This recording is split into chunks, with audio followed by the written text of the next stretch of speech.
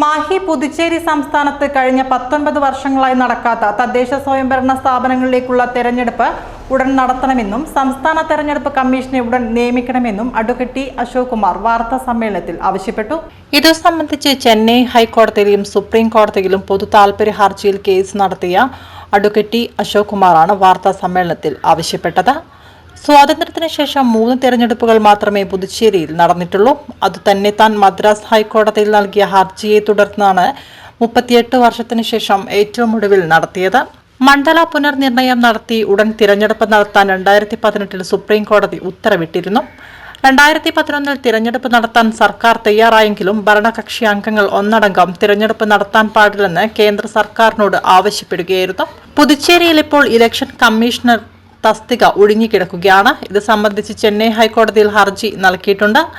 Election നടത്തിക്കിട്ടാൻ 9 കേസുകളിൽ കോടതിയെ ഇതിനകം സമീപിച്ചിട്ടുണ്ടെന്ന് അഡ്വക്കേറ്റ് അശോക് കുമാർ പറഞ്ഞു.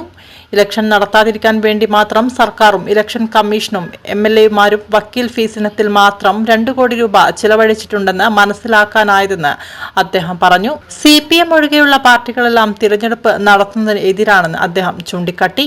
6 മാസത്തിനുള്ളിൽ കോടതി ഇടപെടലിലൂടെ ഇലക്ഷൻ നടത്തിക്കാൻ സാധിക്കുമെന്ന് അശോക് കുമാർ പറഞ്ഞു. ഇപ്പോൾ പ്രത്യേകിച്ച് ഇങ്ങനെ പ്രശ്നത്തിൽ നിൽക്കാൻ കാരണം ഇന്നലെ ഇലക്ഷൻ കമ്മീഷനെ സ്റ്റേറ്റ് ഇലക്ഷൻ കമ്മീഷനെ അപ്പോയിന്റ് ചെയ്യണമെന്ന് ആവശ്യപ്പെട്ടുകൊണ്ട് ഞാൻ മദ്രാസ് ഹൈക്കോടതിയിൽ പൊതുതാൽപര്യ ഹർജി ഫയൽ ആ കാര്യങ്ങളിലേക്ക് കടക്കാൻ വേണ്ടിയിട്ടാണ് ഇന്ന് ഈ പ്രസ് മീറ്റ് വിളിച്ചത്. ഇത് നിങ്ങൾക്ക് എല്ലാവർക്കും അറിയുന്നതാണ്. പുതുച്ചേരി സംസ്ഥാനത്ത് സ്വാതന്ത്ര്യം കിട്ടിയതിന് ശേഷം 1986, 1968, 2006 3 തെരഞ്ഞെടുപ്പുകൾ മാത്രമേ നടന്നിട്ടുള്ളൂ. ആ 2006 തെരഞ്ഞെടുപ്പ് തന്നെ ഞാൻ മദ്രാസ് ഹൈക്കോടതിയിൽ കൊടുത്ത ഒരു പൊതുതാൽപര്യ ഹർജിയുടെ ഹൈക്കോടതിയുടെ ഉത്തരവിൻ്റെ അടിസ്ഥാനത്തിലാണ്. ആ 2006 കമ്മിറ്റിയുടെ കൗൺസിലിൻ്റെ കാലാവധി 2011 കഴിഞ്ഞു.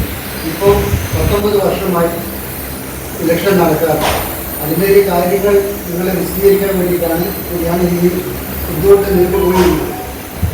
ഇത് 2011 കാലാവധിക്ക് ശേഷം ഇലക്ഷൻ പ്രഖ്യാപിക്കാനുള്ള ഘട്ടമെത്തിയപ്പോൾ അനന്തലക്ഷ്മി എന്നുള്ളൊരു ആൾ മദ്രാസ് ഹൈക്കോടതിയിൽ